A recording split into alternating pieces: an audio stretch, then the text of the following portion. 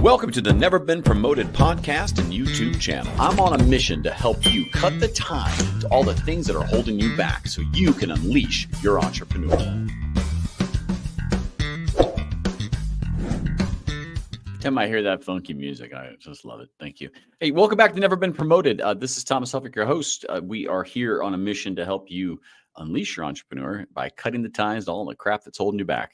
That's right. The people, the things, the entitlement, the excuses, the fears, all that stuff keeps you from being a great entrepreneur. And we all have to deal with it. And you're not alone in it, in the journey. Hey, if it's your first time here, thanks for coming by. And if it is not, and you've been here before, thanks for coming back. Our guest today is Dr. Ravi Iyer. He's a medical doctor. Off camera, I call him a gluttony for entrepreneurship because he has so much stuff going on. Author, TEDx speaker. He builds amazing teams. And we're going to focus a lot of the time talking around some of that stuff too. Only call to action I ever do is if you like the YouTube channel and you like the content, give us subscribe at youtube.com at Never Been Promoted. And if you listen to this on the podcast, Apple, Spotify, 5-star it. And if you like it, do that. And if you don't, let me know on LinkedIn. Here, I'll put that up as well. How to get a hold of me and tell me why it sucks or why you think it should improve. Enough shameless promotion. Let's go ahead and bring on the doctor. The doc. Dip, the doc. Do you know that song? Dip it, doctor. No. Hi there. I don't know how you could be a doctor and not know that song. Dr. Dre. Yeah, I guess I missed out on that one. You missed that? I will have to send that to you because I feel like you should know that one. Thank you, by the way, for jumping in here today with me. Thank you. It was a pleasure. I called you a gluttony for entrepreneurship. And the reason I did that, because you're going to explain your background, it just kind of keeps going, all the stuff you're doing. So we're going to dive into that in a second. But first and foremost, I got to ask you an icebreaker question. I love this question, and I'm so curious how you would answer it. Are you ready? Yeah. Okay. Anybody listening at some point, you can drop in the comments what your answer would be. If you were to be arrested out of nowhere, like no one knows you've been arrested, they just find out you've been arrested, what would your friends and family assume you did? Oh, actually, I have been arrested. Oh, wow. Okay, we can just go down that path. That's fine. Yeah. Probably speeding, but I got to ask, if you're, what would you have possibly been arrested for? Speeding? No way, it's not speeding. Yeah, I was speeding. I mean, how fast does one go to get actually handcuffed? No, I didn't get handcuffed, but I was arrested. Like I was detained. I was detained. I was told to follow. I was told to follow him all the way to the station. Who won? Did you beat him there? No. You're like, I know where I'm going. I've been there before. Let me just go ahead and get there. I paid a hefty fine. That's funny. All right. Well, hey, listen. Talk. You have a bunch of stuff going on, and I want you to, your biggest thing, use like your top skill you were talking about was building highly aligned, performing teams. But talk about what you're kind of working on, what your passion is right now, and back up with the kind of the backstory. See, my passion is people. All my life, that's what I do. People who come to me, they don't come to me because they got a diagnosis or anything else. They come to me because they got something in their life that's preventing them from enjoying life or living life the way they would like to. And the only thing I do is I either remove the obstacle, or if I'm not able to remove the obstacle, I reduce its impact. And if I'm not able to do both of those, then I try to teach them to live with it. That's all. So what I do with people is enable them to transcend the circumstances of their life. What I do with teams is pretty much the same thing. I enable teams to transcend the limitations that hold them from their performance. And usually, almost invariably, I should say, that the blocks to performance are not physical. They are actually mental assumptions people have about who they are, what they are there for, and how they relate to other people. So when I work with teams, I usually get them aligned by the end of the first day. And from that point onwards, it's only producing a shift in what they believe their core identity is. You'll be amazed how many people work in companies and work in organizations, and they think that they know why they are there until you start asking them some questions to identify what drives them, and it they begin to realize that they really don't know why they are doing what they're doing, and that they're just showing up every day and they're muddling through the day without realizing uh, where they fit into the larger scheme of things, and their bosses don't know how to explain why they are doing what they are doing in a way that helps the boss meet his goals. So everyone is left partially satisfied and immensely dissatisfied at the same time, and there is this constant fight, that there's conflict all the time, and at the end result of it is 6 months down the road, a year down the road, there's burnout, and then there is, oh, you know what, I gotta go find a different job, I hate this job. So then there is my clinic. We've been a top doctor clinic every year since 2012, and my staff, every staff member who's there with me since 2012 is still there with me, and we all are incredibly aligned as to why we are here. It is not my clinic, it is our clinic. In the way we work, is this is our job, Yeah. and this is what we do. Could somebody in the doctor's offices not make me fill out the same form every time when none of the information has changed? That's all I ask. There's a thing called EHR for a reason. Thank you. We don't make you fill out the whole thing. We ask what changed, and then we ask you to just give us the changes. I just look at you straight in the eyes and go, nothing. It's for you to figure out. That's why I'm here. Your insurance doesn't work. Good catch. That's because I don't have any now. See what I did there? You were going to try to build them.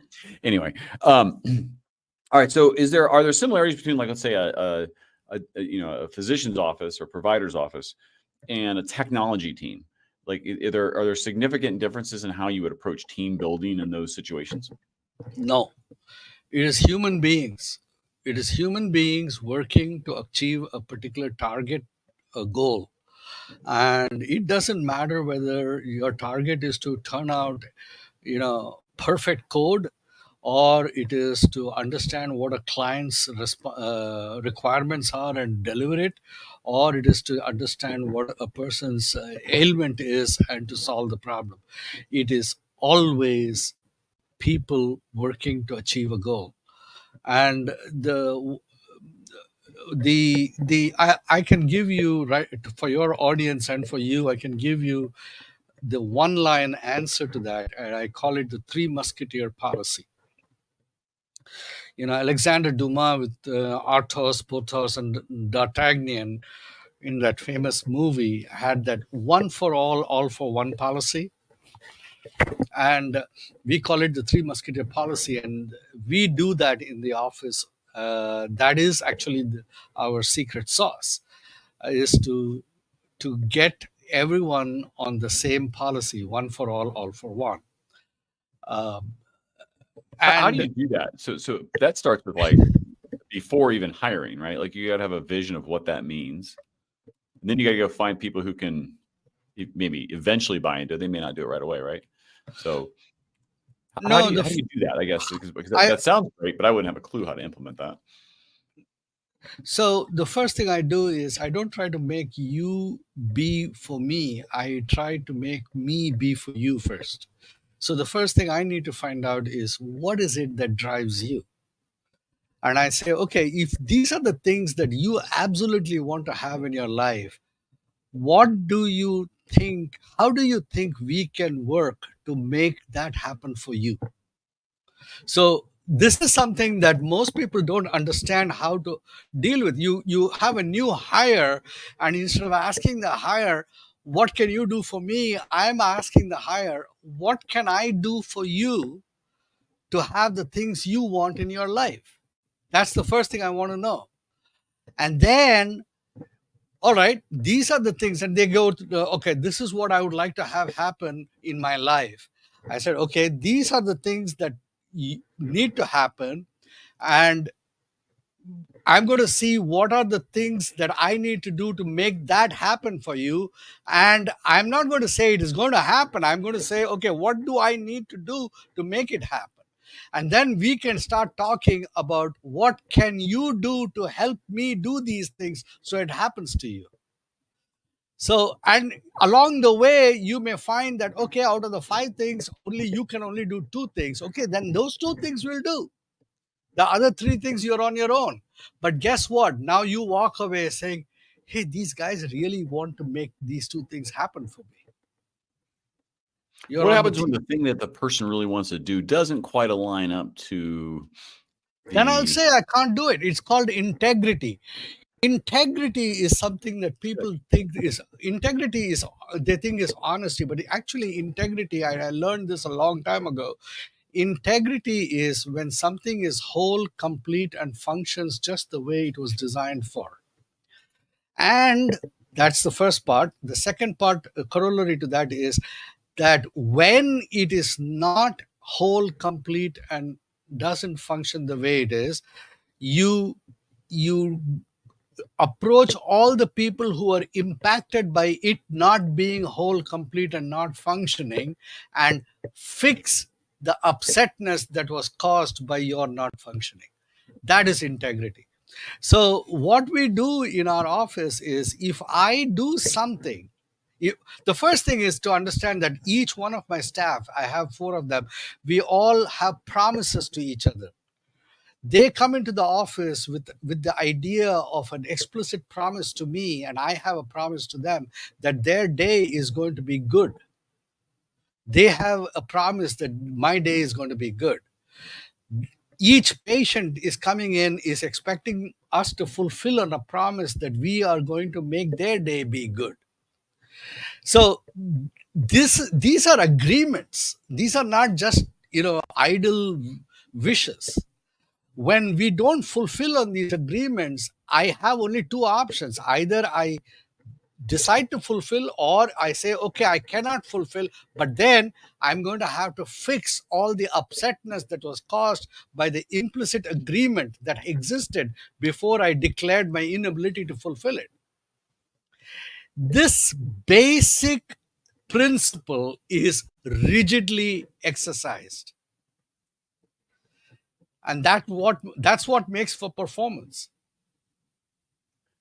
When you how did you learn this? I guess how did you come up with this? So I didn't. It sounds like there's like some Christian beliefs in that. There's some Buddhist ideas being that as well. From like a lot of things like that have been studied for years, right? For some millennials. Many years ago, back in the early 80s, there was a very charismatic and controversial person who, by the name of Werner Erhard, who did a program called EST or EST. It blew everyone's mind away. But regardless, EST was a profoundly transformative Western way of an ancient Indian and Eastern philosophy of life, but he managed to couch it in Western language, akin to Western thinking. But more recently, there was you can go on YouTube and look up Michael Jensen. Michael Jensen is a professor of in the SANS Business School. The SANS lectures series, you can listen to it. It's a wonderful lecture he gives on integrity. Listen to it, and it'll change your mind. And so that's the genesis of your that's the genesis of what I use. Yeah. And talk about your book a little bit. So Just discuss what you'd written there and kind of So your the Reaper's motivation. Dance. So it's all started. This whole thing of coming on podcast, talking about what I do and what my goals are, started in 2020 when the pandemic hit. I found that my team was superbly excellent at not only keeping ourselves safe, at keeping our entire community safe, and we were able to shift their entire dialogue by the way we were working. And then after the pandemic was over, I looked at all the devastation that was caused by all the discombobulated people running around like chickens with their heads cut off. I said that, you know what, this really did not have happened. There was no need for this kind of catastrophe for 1 million Americans to have died and all this. I mean, of course, we would have had deaths, but it was totally unnecessary.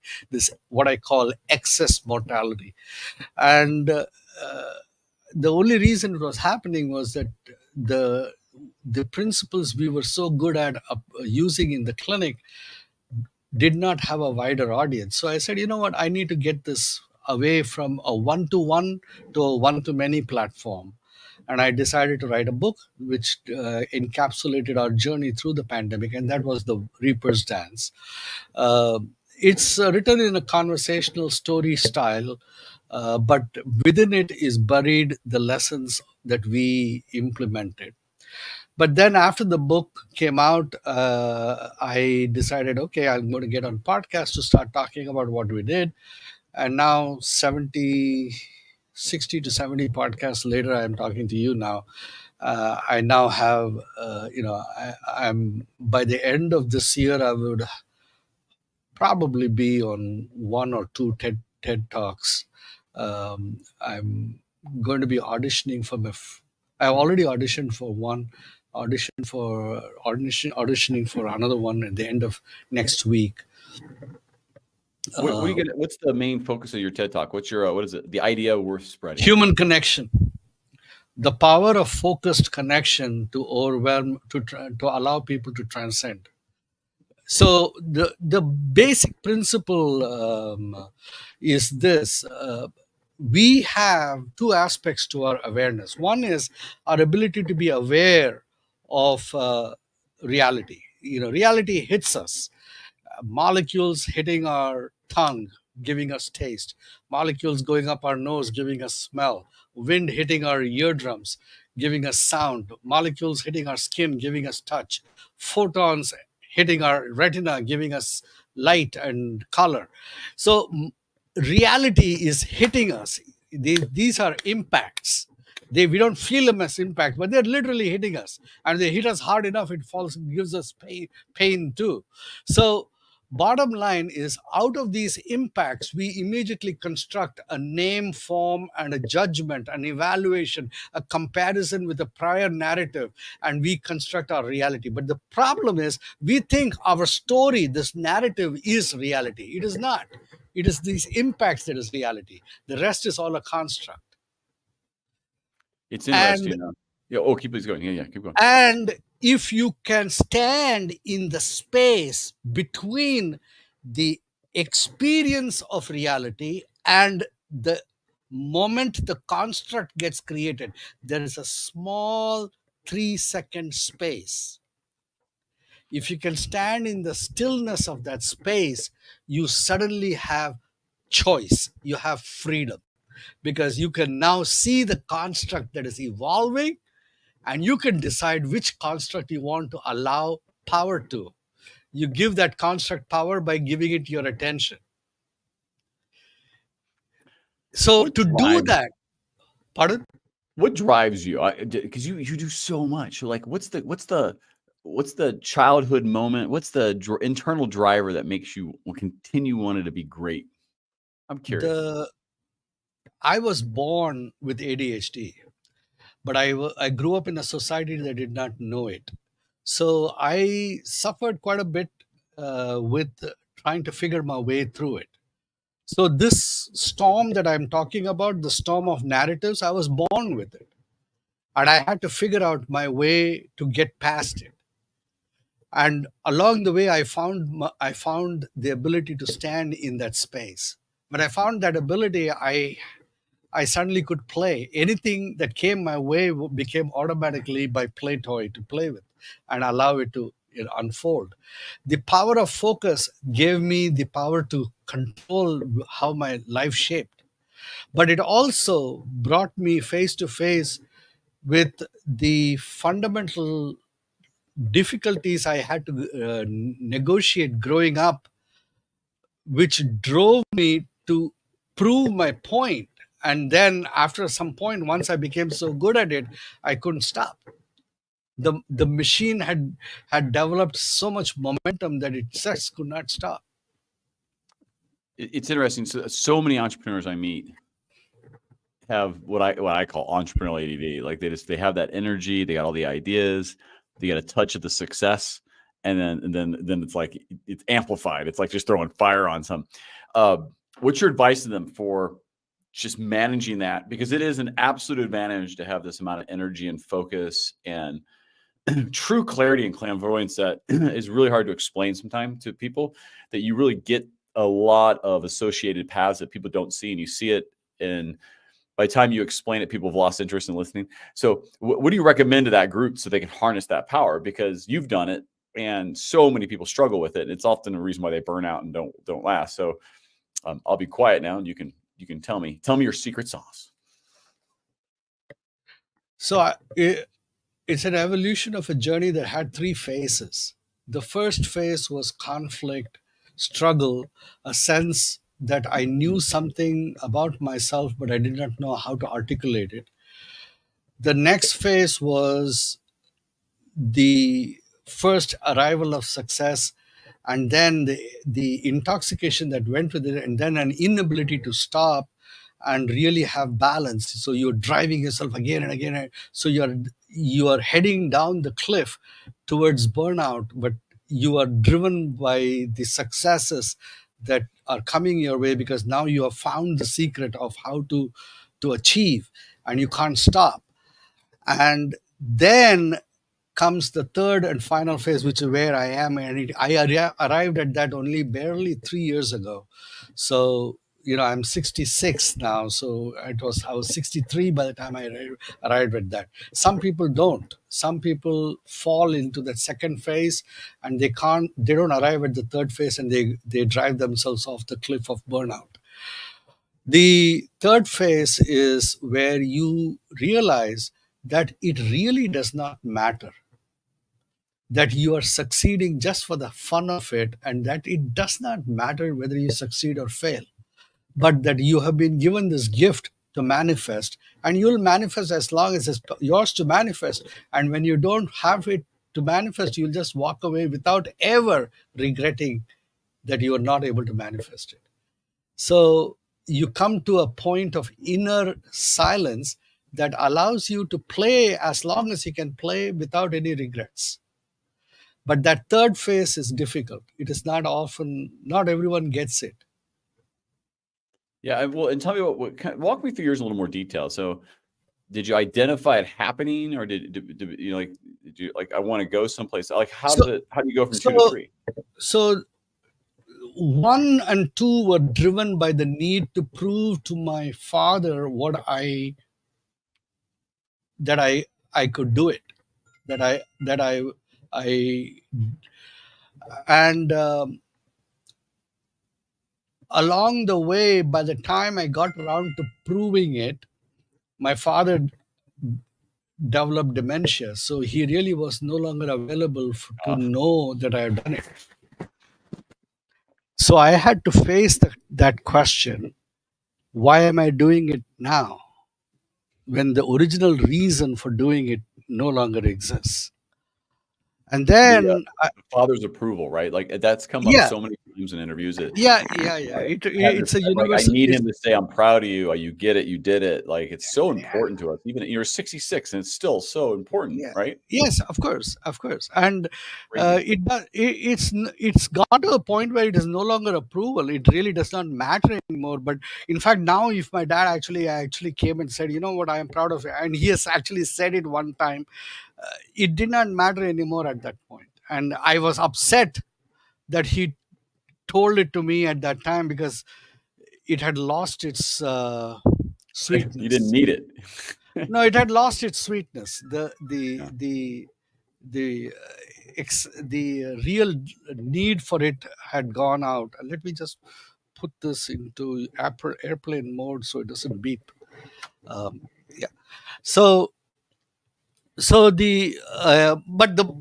the key is, then I had to make a decision as to why I was good. Why was I excellent? What was the reason for my excellence?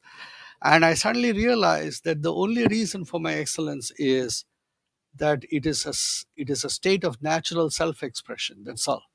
I'm excellent like the way water is wet and flows, like the way fire has light and heat. I'm not excellent for any particular reason. I'm excellent because that is who I am. And you made the best of it too. So it's like it's you go back to like the approval, right? You're proud of you. Sometimes you wonder if someone said that to you, if it would have flamed your drive out. I Like if guess it would have, it would have diminished it. It would have. There is a value to be had from deprivation of some kind. It fuels the hunger. It fuels the drive. Uh, yeah, it, it does. If you're the, the, provided everything or you've been told everything, you don't really know how to the, starve, so to speak. yeah, so there is a certain amount of value in the deprivation, in the hunger. uh, the key is the lucky people are able to get the deprivation without the deprivation becoming toxic. uh, there is a fine line. I call it the razor's edge. Just a little bit more on that side, it kills you. A little bit on this side, you lose all drive. Yeah. It's right at that And that's edge. why you're at the medical clinic. It's like, hey, didn't work out. You're going to come see me in the other clinic. We'll take care of you on that side. We'll figure it out. Yeah. You got it all covered. Like if you got the entrepreneurial side, great. I got great team building, some other things for you to use. If not, and you get sick, you come see me. We'll get you patched up. It's gonna be great. Okay. I'm pretty fortunate in that sense. Yeah. You got your life's wallet share covered, right? It's like, hey, you're gonna spend money here or there, but we're gonna get you either way. Well done. Well done. I don't know if you meant that or not, but man, that's brilliant. Tell me about your like I always ask you these kind of questions, like fast forward a year or so from now. Uh, what are you going to be most proud of? All right. I got a clear goal for the next 5 years. I, in my personal thing for the next 5 years, my goal is um, to take this message of human connection and the ability to stand in the space. I call it 3 seconds of clarity. That space, that 3 seconds. I've used two phrases. One is 3 seconds of clarity, and then the other phrase I use is 3 seconds to rule the world. Um, and basically, in that, my goal is to get that message out to people that, hey, this power to stand in that 3 second space is available to everyone. You just have to practice it. It's like bicycle riding. Initially, you'll wobble, you'll fall all over the place, and then suddenly you'll start learning the distinction between balance and no balance, and your body will automatically uh, find balance and be able to maintain it and to autocorrect. And then later, in the midst of things, you can lean your bicycle all the way this way and go off balance and still not lose balance. And you will take the curve down Kill Devil Hill with that with with with that kind of nonchalant expertise. So the idea, therefore, is I truly believe that this gives people the freedom to be. And then once they have the freedom to be, they can be anything that they can be. That's it. I don't have to tell them what they can be. Each one of us have gifts that are immense, and we don't realize these gifts because we are trapped in certain narratives that prevent us from seeing the gifts that we have. Yeah, it's true. And sometimes life circumstances do it too. Um, I meet lots of obviously entrepreneurs, and a lot of them felt just so kind of trapped in the circumstance of debt, right? Of just things you have, cars, mortgages, and they weren't happy in the jobs they're in. And that's one of the reasons they became an entrepreneur, because their mindfulness, their right, like how they wanted to be and express themselves or define their life wasn't being met. And like, it's a short life, really. I mean, if anybody who's in their 40s, 50s, 60s, right? Like, they're looking back and go, God, I got here pretty quick. Holy moly. Right. There is one other small aspect about entrepreneurship that I wanted to throw in. Didn't mean to interrupt you. No, but I please do, because I love where you're going with this, and I'll come back A to it. lot Yeah, of almost every entrepreneur is capable of enormous discipline. Where they fall out, where the very best of the best separate themselves from the pack of entrepreneurs, is how disciplined are they in enjoying the success that comes their way. See, they are very disciplined in the achievement of success. They are very disciplined about the things they do. They really are. But then when they get success, only a few are able to remain disciplined in not letting that success distort their thinking. So they stopped doing the things that made them successful is what happened. Yes. Well, and I've seen that, and I have this conversation with several people where it's, if your measure of success, intelligence, your ability to be, is in money, meaning like, oh, I've made money, I know it all now, your overall quality of life, of what you're enjoying, goes down. Correct. Because you're always going to be chasing a new number, as opposed to the process of which got you there. Like, does that make sense? Like, where Yes. your end goal is a material thing, as opposed to, hey, I've got money now, I have time to go do the other things that I still always want to do, or I want to go do this other event. That's where a lot of them enjoy it. We're like, oh, I have a few things going on now, and I'm really happy because it's keeping me interested, and I got time with friends and family and kids or whatever else.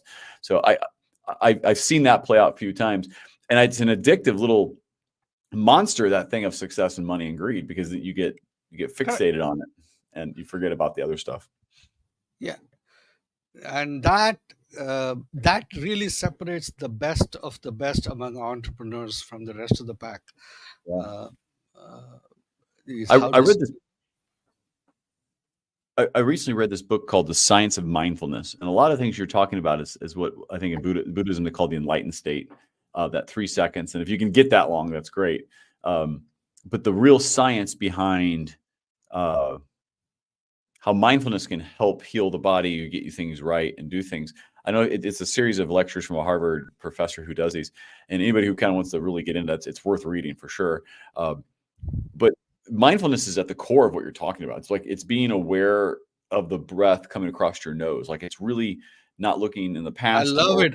I love what you're saying, because that's exactly what I did to get it.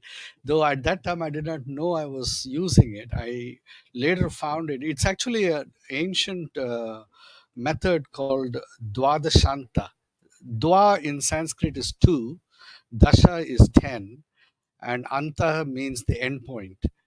And it's an exercise. There's a text in Kashmiri Shaivism called Vijnana Bhairava Tantra, which describes 155 different meditative techniques, and Dwadashanta is one of the 155 in it.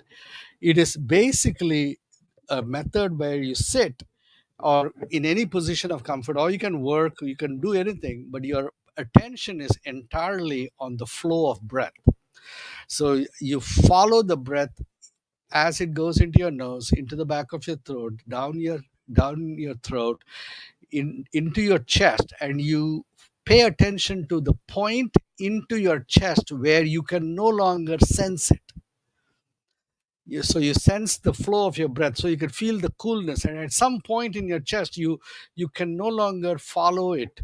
That is the end point. That is the inner end point. Then you follow the outgoing breath in a flow out through your nose, out into the space in front of your face, and you follow it out into the space outside your body to the point where you can no longer sense its flow.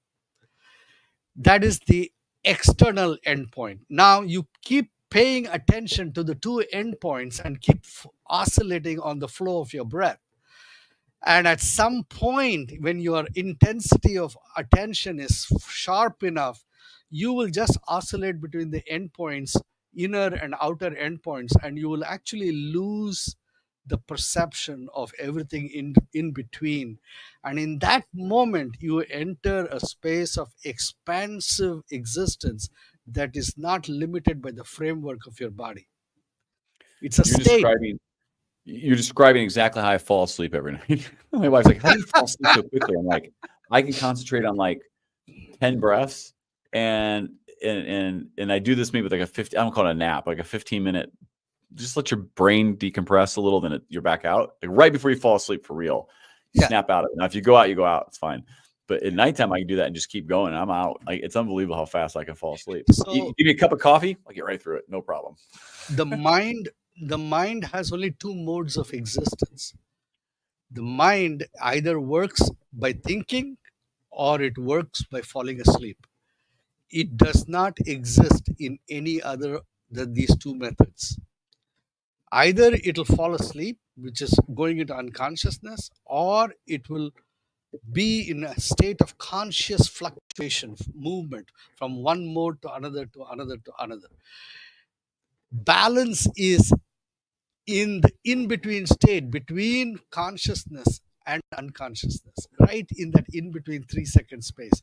That is a state of balance. Maybe I've achieved it, just don't know how to apply it. The other one I love, by the way, is from just an advice out there. I love this kind of stuff. Is and by the way, I think teaching teams, come back to your original point. If you teach them maybe this kind of mindfulness before they say something, act, or interact with a customer, that it's the pause, right? If you could take even a half a second pause and just think, I need a pause, that you've done enough to disrupt whatever negative, bad, whatever thing you might have done.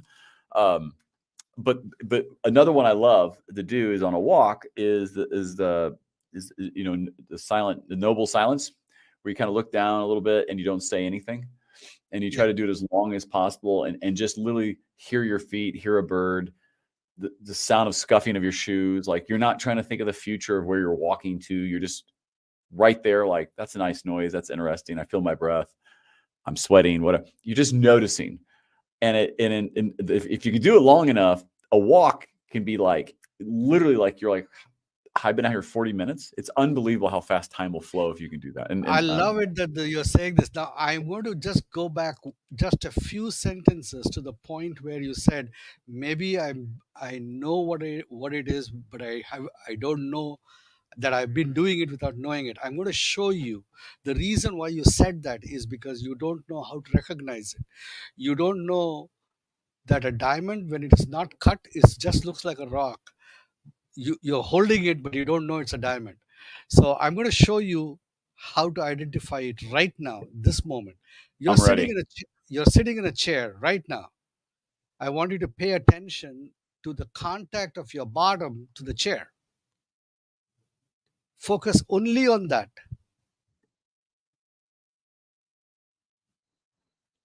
Now, at the moment of awareness of only that, you don't exist in that moment.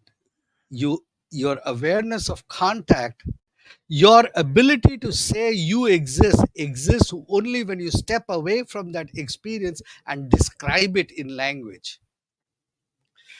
You I don't knew I exist. should have wore pants today. I knew before I got on this interview, I should have wore pants and underwear. Every time all right. So you're saying, so let me put that in framework. So the existence exists when you can describe it, but not when you Not in feel the experience. sensation of it. In experience, what happens is the observation, the observer, and the act of observation, the observed, and the observer, all three become one. They collapse into one entity. They don't exist separate from each other. This collapse is what brings joy. So when you have an intense experience, for example, an orgasm, what happens in an orgasm is just this: the act of union, the players in the union and the act of union are all collapse into a single experience. There is no separation, and that brings joy. When you jump off the cliff in a wingsuit and you're falling and you're in that death defying plunge, you're falling and flying, falling and flying. In that moment, you are only experiencing it. You don't describe it, you describe it after you're landed. And it is so Yeah, well, exhilarating. you can't describe it if you don't land. Just to be clear, if you just kind of you're going to Yeah, land. yeah. You land one way or the other, but it's just that whether you're able You're to coming. describe it or not. Either way, you're going down. Yeah. So, but this is what I'm trying to tell you. In experience, there is no description, there is no memory, there is neither time nor space. All of those exist in description, in memory, in anticipation or memory. So all your past is nothing but descriptive memory. All your future is nothing but anticipatory desire. Neither of those are reality. Reality is pure experience. It's interesting. Well, I heard, if an animal gets cancer, it's not worried about it because it doesn't No, know it has cancer. Like it may know, but it's not thinking of, oh, am I going to meet God or death, or it's just in the moment it having experiences cancer. pain, but It feels even when it is, pain. yeah, even when it is experiencing pain, it is only experiencing pain. It is not anticipating. It is not complaining about how miserable its life is. That's right. And like it's interesting piece because it's existing as it is now, whatever it is. Um, Correct. Humans are the weird things that can that live and we're predispositioned, right, to this kind of negative bias, right? And I think the book was talking about that I read was like, the So there's a reason for that. right, It's because we looked at a bush and we said, hey, the guy said that's a tan rock. Or is it a lion? Well, we can't be wrong once, so we can negatively think it's always a lion. It's always a lion. It's always a lion because the people who thought no, it's a rock died, like they got eaten. exactly. So Exactly. you're negatively biased. That's why news is negative. That's why you're hooked into it because you assume this is what it is. Anyway, all right. Let me pause. This time I'm over when I normally let you do the call to action. I want you to tell. This has been awesome, fantastic, fascinating conversation. For what you're working on today, who is it you want to get a hold of or wants to get a hold of you, and how do you want them to go do that? I want to make sure that you're afforded the time, obviously, to kind of. Just go to my website, driyer.com, and you can shoot me an email from my website at any time. But who do you want to contact you? What's the who If are you you looking to meet? if you want to learn how, if I mean anyone out there who's listening and wants to actually engage in a process where they can achieve those 3 seconds for themselves, learn how to practice it, learn how to achieve it over time. It won't happen the first time, like bike riding, but you will get it. uh, just reach out, and you know I love it. we can talk and see how we can make it happen. I think I'm gonna I'm gonna reach out here. But it's interesting. But I love what you're talking about because I think if you think about how you can't people got to be open to this, and they have to be some phase of their life. Where are you located? I'm in Atlanta, Georgia.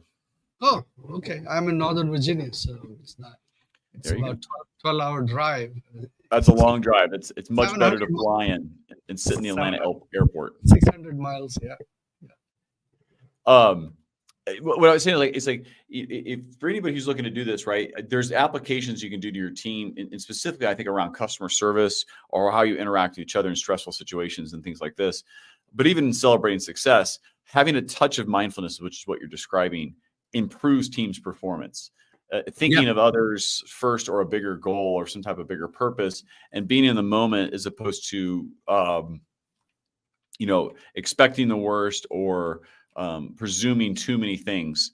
That's when you get in a little bit of trouble, I think, too, is that when you're you're not in the moment solving for the moment or working for the moment. It's supposed to holding on all this back stuff and holding on all the anticipation of the future.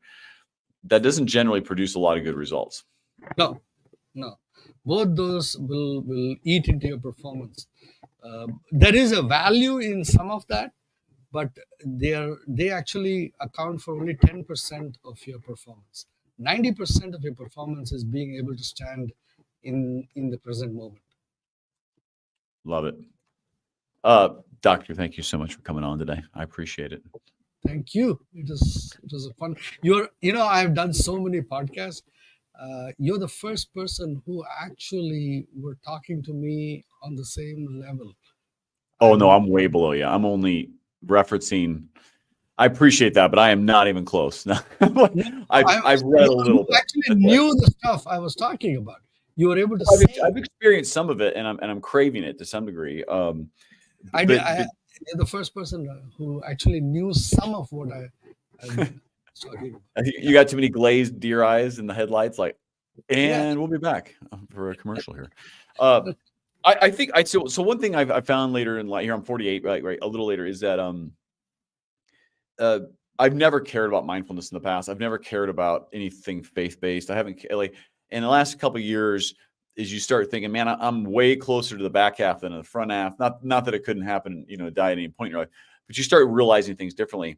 But you also look at your own, you have kids, and you look at your life, and you start thinking, I can do better, I can be better examples, but you're also noticing I'm not really happy with who I am or how I'm behaving or how I react.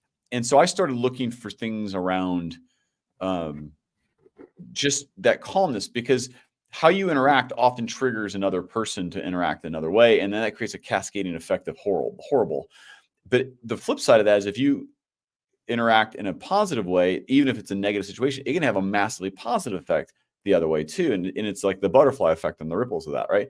And so I got interested in doing it just because of, just struggles and being an entrepreneur, with being a father, with being married, and all those things come together. And the book that I wrote, called Never Been Promoted, really looks at kind of this, how you feel, like the humility you need, and the need for business functions and other things. But don't be so hyper connected to what you're doing. You miss all the moments that count. And so I'm in touch with it only because it's right in front of me every day. And so I'm trying to get better, blink by blink, not even step by step. It's wonderful. I love it. Thank you. By the way, let me. I'm going to put you on the stage. I appreciate you so much. Go to driyer.com, guys. Doctor, thanks for coming on the show. Thank you. All right, I'll be right back. Let me say goodbye. Anyway, thank you so much. This is a really insightful conversation. Mindfulness and building your teams and all these things, they're all related. And the quicker you understand that, how you interact with your teams, how your teams interact with each other, and how you interact in your life, and find these kind of spaces, the 3 seconds of almost like wisdom of where you've kind of detached from a moment and you're just in the moment, really do help everything in your life, including business. So have a look at it. Take a look at his book. Go to the, and if you need a good speaker on the topic, I'm going to tell you that he's just interviewing. I've interviewed a lot of people. He knows what he's talking about, and he's experienced it for real. He's not just a paper ninja with this. He's actually done it. So thank you so much, by the way, for listening to the Never Been Promoted podcast. Until we meet again, get out there, go unleash your entrepreneur. Thanks for listening.